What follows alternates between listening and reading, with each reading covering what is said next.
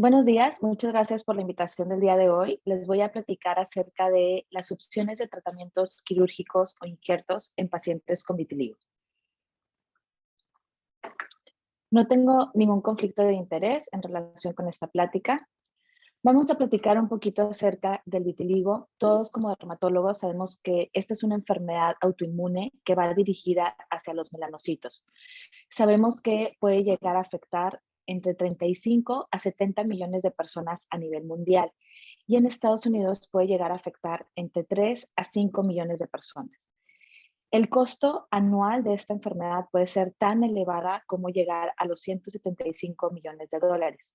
Y sabemos que nuestros pacientes tienen más riesgo de padecer depresión o trastornos de ansiedad. Por lo tanto, la importancia de poder tener un tratamiento efectivo y seguro para nuestros pacientes. Existen múltiples técnicas de injerto tisular y de injerto celular. Los injertos de tipo tisular son los mini injertos, los trasplantes de ampollas epidérmicas y los injertos de espesor parcial.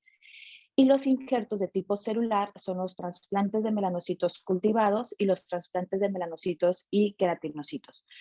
Para fines de la plática del día de hoy, vamos a discutir únicamente tres de estos procedimientos. Lo más importante es que puedan hacer una selección adecuada de sus pacientes antes de realizar cualquier procedimiento quirúrgico. Y lo más importante es definir como una enfermedad estable. Esta se presenta como la ausencia de estos tres signos de actividad en un periodo mínimo de 6 meses o incluso hasta 12 meses. La ausencia de este vitiligo tricrónico que tiende a representar estos tres distintos tonos de colores, en el cual se ve un área central totalmente acrómica, después un halo hipocrómico y luego la piel normal del paciente. La ausencia de fenómeno de Kepner, que como dermatólogos conocen perfectamente, y la ausencia del vitiligo de tipo confetti, que fue un signo descrito por el grupo del doctor Pandya, en el cual se presentan múltiples máculas acrómicas puntiformes que pueden llegar a aparecer agrupadas de forma aislada o rodeando una lesión preexistente. La ausencia de nuevas lesiones, que idealmente esto se define como la ausencia de lesiones con evidencia fotográfica, ya que también hubo un estudio publicado por el grupo del doctor Pandya en el cual se observó que la capacidad para que el paciente recuerde de una forma fidedigna y exacta si esas lesiones fueron nuevas o antiguas es muy pobre. Por lo tanto, siempre hay que preferir la evidencia fotográfica. Y por último, sabemos que los pacientes con vitiligo segmentario son los que tienden a tener un mejor pronóstico en cuanto a procedimientos quirúrgicos. Sin embargo, hay que recordar que estos pacientes tienden a estar activos en los primeros 2 años que comienza la enfermedad. Por lo tanto, es importante también establecer su estabilidad. Este fue un paciente con vitiligo segmentario que fue referido a mi clínica para un procedimiento de mini injerto. El paciente juraba y perjuraba que había estado estable, que la lesión había crecido. Se le realizó mini injerto en esa área y pueden observar que al mes hubo un empeoramiento de esta lesión. Por lo tanto, yo de aquí en adelante no realizo ningún tipo de procedimiento, al menos que conozca el paciente mínimo por un periodo de 6 meses. Vamos a hablar acerca de los mini injertos. Los mini injertos se pueden obtener del tercio superior de la pierna, del área de la cadera o incluso del glúteo. Una parte muy importante es la profundidad a la que vamos a realizar este tipo de procedimiento, tanto en el área receptora como en el área donadora. La distancia recomendada puede llegar a ser entre 5 a 8 milímetros. En pacientes con fototipo más oscuro pueden llegar a ampliar la distancia porque el halo de repigmentación tiende a extenderse más. Sin embargo, este es el estándar recomendado. Y los efectos adversos son muy conocidos como la presencia de cicatriz, este aspecto en empedrado o los quistes de tipo milia que pueden llegar a presentarse. Esta imagen me gusta mucho porque aquí pueden ver que en el área receptora su punch debe de ir hasta el tejido celular subcutáneo. Y en el área donadora vamos a llegar hasta la dermis papilar y lo describen como si dejáramos un pequeño muffin top de tejido. El instrumental también que se necesita para este tipo de procedimientos es bastante sencillo y práctico. Básicamente necesitan un forceps de tipo joyero y un punch de tamaño adecuado, ya sea si van a estar haciendo un injerto en cara o en alguna otra parte del cuerpo. Vamos a planear los mini injertos, vamos a aplicar posteriormente lidocaína con epinefrina, tanto en el área receptora como en el área donadora. Esto es importante porque deben de evitar que el área esté sangrando. Si el área sangra, entonces esto va a botar su injerto y no les va a permitir tener resultados adecuados. En esta imagen pueden ver los mini injertos ya o el área preparada en el área receptora. Y posteriormente nos vamos a ir al área donadora para obtener estos pequeños muffin tops que ya dijimos. Los vamos a transferir en una gasa de tipo telfa que esté humedecida y los vamos a aplicar en el área receptora y básicamente pueden ver cómo rellenamos estos pequeños orificios o huequitos que ya habíamos formado. Se va a aplicar un parche de Steri-Strip en el paciente y este parche no se retira por un periodo de una semana. La repigmentación inicia a partir de la segunda a la cuarta semana. El halo de repigmentación puede llegar a ser hasta de 6,5 milímetros. En pacientes con fototipo más oscuro, este halo se puede llegar a extender hasta 12 milímetros. Y sabemos que entre el 50 al 65% de los pacientes pueden llegar a repigmentar en más de un 75%. Conocemos que los pacientes que tienen enfermedad estable tienden a tener un mejor pronóstico que aquellos con enfermedad activa. Y la repigmentación máxima normalmente se observa en cara a los 3 meses y en cuerpo a los 2 meses. Los efectos adversos es esta presencia de hipo o hiperpigmentación y lo más temido es este aspecto en empedrado que normalmente lo pueden evitar utilizando un tamaño de punch pequeño. Esta es otra paciente en el cual podemos observar su evolución previo al procedimiento y a los 6 meses con una repigmentación de más de un 90% y un excelente resultado estético.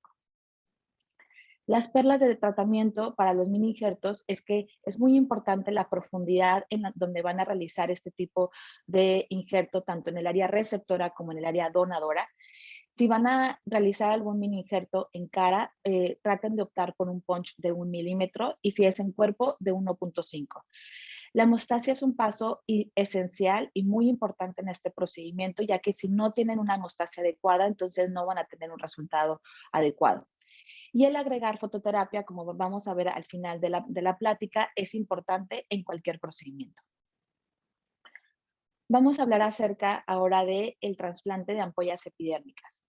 Este es un procedimiento que originalmente fue descrito por Falabella en 1971 y básicamente nos habla acerca de generar una ampolla a nivel de la unión dermoepidérmica.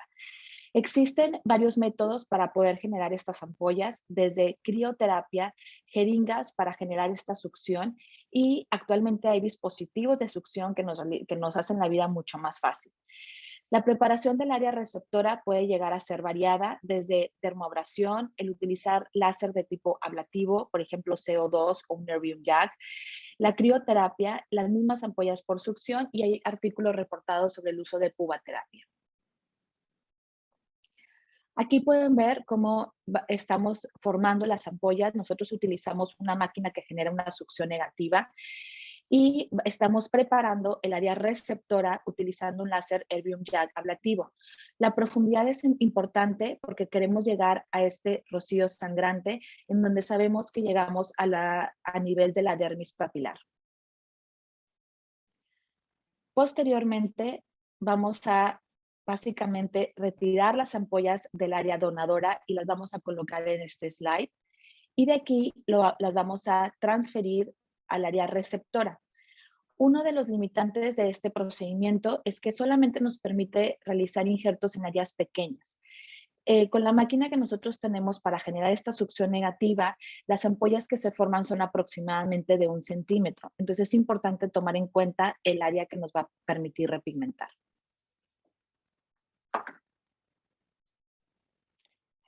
La tasa de repigmentación tiende a ser de un 50 a un 75% en más del 50% de los pacientes y la tasa de éxito va a variar de acuerdo al subtipo de vitiligo. Sabemos que los pacientes con vitiligo segmentario tienden a tener un mejor pronóstico y aquellos con vitiligo acrofacial o vitiligo generalizado pueden llegar a disminuir sus tasas de éxito. El área que vamos a tratar también es importante y normalmente cara, cuello y extremidades, sobre todo en su porción proximal, tienden a tener mejores tasas de repigmentación. Los efectos adversos más comunes es la hiperpigmentación. También se puede generar un halo de hipopigmentación, riesgo de infección, de formar alguna cicatriz y evidentemente el fenómeno de Koebner si no hace una selección adecuada de sus pacientes. Voy un poco hacia atrás. En esta imagen podemos ver el resultado inicial de nuestro paciente y a los 2 meses posterior al trasplante de ampollas epidérmicas, donde observamos más de un 90% de repigmentación con un excelente resultado estético. Esta otra paciente se realizaron 4 ampollas epidérmicas en el área cerca del tatuaje que tenía y observamos más de un 90% de repigmentación a los 2 meses. Y en la última imagen pueden llegar a ver la leve hiperpigmentación postinflamatoria que se observa en el área donadora, por lo que incluso el resultado estético en el área donadora es bastante bueno. Y las perlas de tratamiento para los trasplantes de ampollas epidérmicas es que es importante la profundidad del área receptora. Sabemos que esto nos permite tener una relación 1 a 1 en cuanto al área donadora y receptora, por lo que esto nos va a limitar el espacio o el tamaño del área que podamos trasplantar.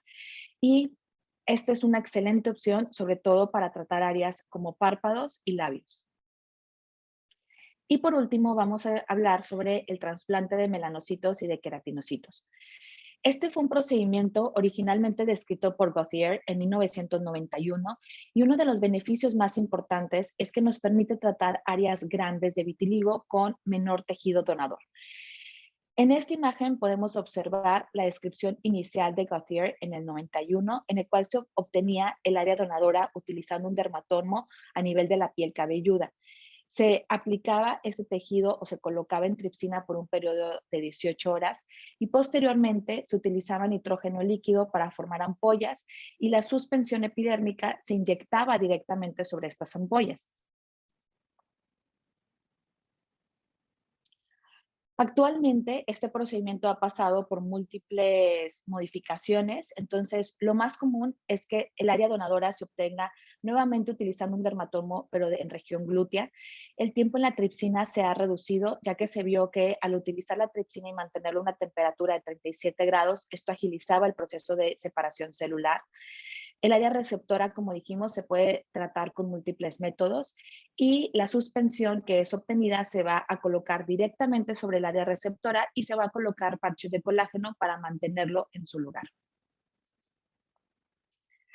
La preparación del área receptora no es algo que esté estandarizado. Esto depende mucho del lugar en donde están, de la accesibilidad a cualquiera de este tipo de métodos.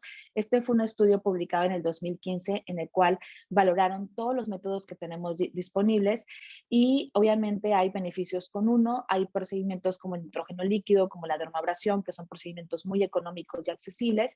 Y evidentemente el utilizar láser ablativo es mucho más preciso y por lo tanto los resultados a veces pueden llegar a ser mejores, pero pues son procedimientos caros que no todas las clínicas tienen acceso a esto. Y sin embargo, a pesar de todo esto, la conclusión en este estudio fue que se requieren estudios comparativos para poder realizar una recomendación basada en evidencia. Normalmente, más del 65% de los pacientes van a tener una repigmentación y sabemos que esto va de la mano con el subtipo de vitiligo, siendo que los pacientes con vitiligo segmentario tengan mejor pronóstico y aquellos con vitiligo mixto un peor pronóstico. Sabemos que también la cara tiende a tener un mejor pronóstico versus el tronco, en el cual llega a disminuir este porcentaje de repigmentación hasta en un 20%. Y existen factores de mal pronóstico ya establecidos. Por ejemplo, cuando intentamos tratar lesiones grandes, por lo tanto hay que limitar nuestra área receptora que no sea mayor de 1000 centímetros cuadrados. También cuando queremos hacer múltiples lesiones pequeñas en varios sitios, por ejemplo, cuando se quiere tratar una lesión en cara, en pecho, en brazos y también en aquellos pacientes que tengan vitiligo de tipo lip tip. Este tipo de vitiligo es un vitiligo que está más descrito en pacientes de la India y son aquellos pacientes que tienen vitiligo en labios y también en la región acral, en las manos. Y este es un estudio muy interesante que fue publicado recientemente por el grupo de Nanja Bangil, en el cual se observó que la relación entre área donadora y receptora es importante para poder tener una mayor tasa de repigmentación. Se prefieren aquella relación de 1 a 3 versus 1 a 10. Y además de que esto nos permitía tener mayor repigmentación, nos ayuda a tener un mejor color match en estos pacientes. Y esto es importante porque normalmente el tipo de coloración en cuanto a la repigmentación es importante para los pacientes. Los resultados a largo plazo en esta publicación sabemos que tanto el vitiligo segmentario como la enfermedad activa son dos factores importantes de buen pronóstico y estos pacientes lograron la mayor parte mantener su repigmentación en 5 años. Este es otro estudio en el cual se realizó un seguimiento a 6 años y se observó que 19% de los pacientes podían llegar a recurrir en un periodo de 6 años. Las tasas más bajas de recurrencia se observaron en aquellos pacientes que tenían una superficie corporal total menor al 1% y en donde se utilizó la dermoabrasión como método para preparar el área receptora. Y las tasas más altas de recurrencia se observaron, como ya hemos mencionado, en pacientes con vitiligo no segmentario y con afectación acral. El trasplante de melanocitos y queratinocitos normalmente se realiza utilizando injertos de espesor parcial en el área donadora. Sin embargo, nosotros utilizamos ampollas epidérmicas y el motivo de esto es que normalmente no se requiere de personal altamente capacitado para poder realizar la separación celular y como pueden ver, la cicatriz y el tiempo para cicatrizar es mucho más estéticamente agradable utilizando ampollas epidérmicas que utilizando un injerto de espesor parcial. Esta es la misma paciente en el cual fue sometida primero a un trasplante de melanocitos en India y pueden ver la cicatriz del área donadora utilizando un injerto de espesor parcial versus en nuestro procedimiento en donde se utilizaron ampollas epidérmicas. Nosotros preparamos el área donadora utilizando esta máquina que genera una succión negativa. La cantidad de ampolla la vamos a determinar de acuerdo al área receptora y a la relación que nosotros queramos establecer. Vamos a retirar estas ampollas epidérmicas y las vamos a colocar en tripsina y las vamos a colocar dentro de una incubadora que está a 37 grados por un periodo de 30 a 40 minutos. Posteriormente, vamos a retirar las ampollas y las vamos a tallar básicamente lo que es la porción dérmica de estas ampollas para poder obtener todos los melanocitos y los queratinocitos. Este es el paso más importante de este procedimiento. Es importante tratar de no romper la ampolla porque si no esto va a hacer el procedimiento técnico mucho más difícil. Y ya una vez que vamos a obtener esta suspensión, la vamos a transferir a un tubo de 10 cc. Lo vamos a centrifugar por 5 minutos a 2000 revoluciones por minuto. Y como pueden ver en la última imagen, tenemos las células en la parte inferior de este tubo. En esta jeringa ya tenemos la suspensión de melanocitos y de queratinocitos y nosotros preparamos el área receptora, obviamente previamente infiltrada con lidocaína simple. ¿Por qué? Porque aquí sí es importante poder llegar a ver este rocío sangrante que nos va a determinar la profundidad adecuada en nuestra área receptora. Y posteriormente lo que vamos a hacer es que vamos a transferir esta suspensión de melanocitos y de queratinocitos en la misma área y vamos a colocar parches de colágeno para mantener esta suspensión en su lugar. Es muy importante decirle al paciente que esta área debe de mantenerse sin mojarse mínimo por un periodo de 1 semana. En 1 semana revisamos al paciente, retiramos el parche y reanudamos el tratamiento. Aquí pueden ver los resultados de una paciente con vitiligo segmentario a los 12 meses, en donde observamos más de un 25 a un 50% de repigmentación y con un excelente color match también. Esta misma paciente fue sometida a un segundo trasplante al año posterior y observamos que esto llevó a más de un 75% de repigmentación con un adecuado color match también y un excelente resultado estético. Esta paciente con vitiligo segmentario podemos observar su repigmentación a los 10 meses en más de un 75% en el área de las caderas. Y como perlas de tratamiento, nosotros preferimos utilizar ampollas en el área donadora debido a su mejor proceso de cicatrización y a la facilidad técnica de este procedimiento.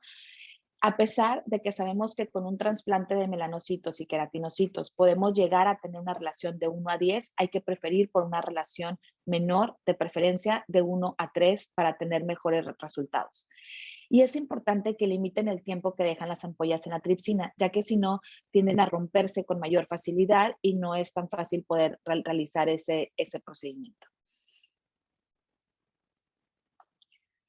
Y hay factores asociados a mejor pronóstico, como lo publicado en este reporte del JAMA del 2021, que es la edad. Normalmente pacientes jóvenes tienden a tener mejor pronóstico. Sabemos nuevamente que los pacientes con vitiligo segmentario tienden a tener un mejor pronóstico y sobre todo el tratar áreas que sean de preferencia no acrales. La fototerapia ayudante al tratamiento es algo muy importante, tanto utilizando UVB de banda estrecha, Uvasol o incluso el láser Excimer. En este estudio podemos observar que los pacientes que fueron sometidos a trasplante de melanocitos y además se agregó láser Excimer tuvieron mejores tasas de repigmentación que aquellos en los que se realizó el trasplante de melanocitos como monoterapia. Y hay más reportes acerca del uso de tratamiento como el uso de ciclosporina postoperatorio en estos pacientes.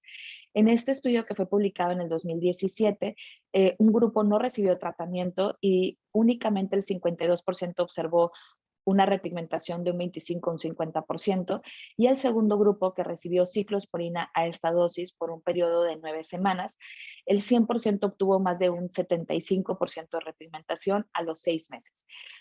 Evidentemente, tomando en cuenta que el grupo número 2 tuvo efectos adversos leves relacionados a la administración de la ciclosporina. En este mapa podemos observar todos los centros en donde se realiza el trasplante de melanocitos y queratinocitos a nivel mundial y pues estamos muy felices y orgullosos de poder ser el centro en México que realiza este procedimiento. Y bueno, muchas gracias por la invitación nuevamente a dar esta plática. Muchas gracias también a mis mentores, el doctor Amit Pandya, el doctor John Harris y evidentemente a nuestra comunidad de vitiligo.